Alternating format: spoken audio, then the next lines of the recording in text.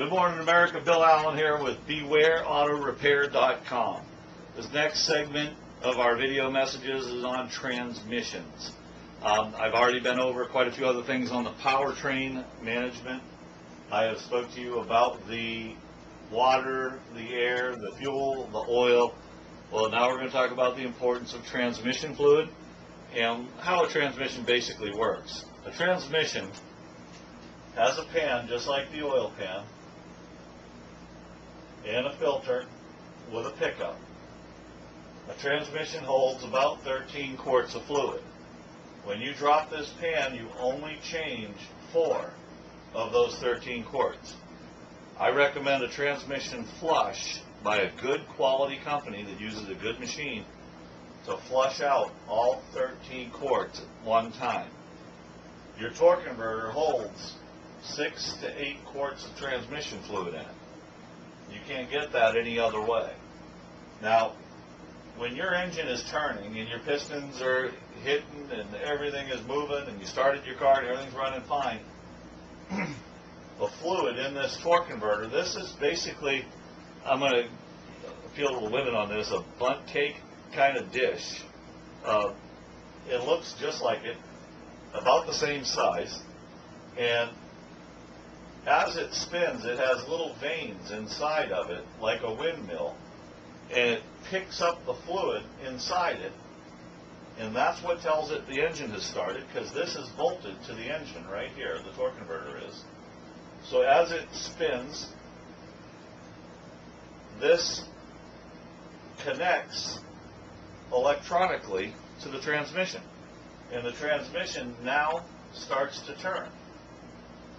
When you come to a stop, the fluid settles, it lets go of the transmission so that your engine can run while your transmission is stopped at a light. And then when you give it the gas, this spins again, picking up the fluid.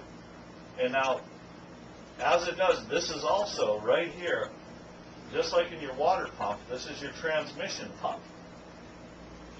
And it picks up the fluid and pumps it into your transmission. You have a valve body at the very bottom of your transmission that's like the brain. So you have a brain, or the valve body, and a pump, or the heart. And it keeps the fluid. Every time fluid fills up in one of these drums, it engages a gear. And when the gear is finished, the pressure increases. A little check ball in the brain shuts off the fluid to one and sends it to another instantly, and you start the next gear and you start climbing again. When the pressure reaches a certain point, it switches over. So that's how your transmission shifts gears.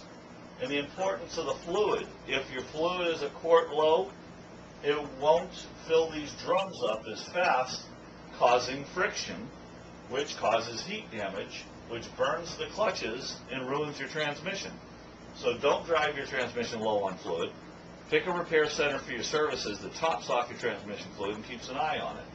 But it's very important to keep that fluid clean, and by the time your car hits 100K, you should have at least changed your transmission fluid twice.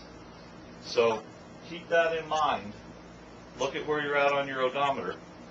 But when your transmission is healthy, these can go 200,000 miles along with a healthy engine. You just got to stay on your services.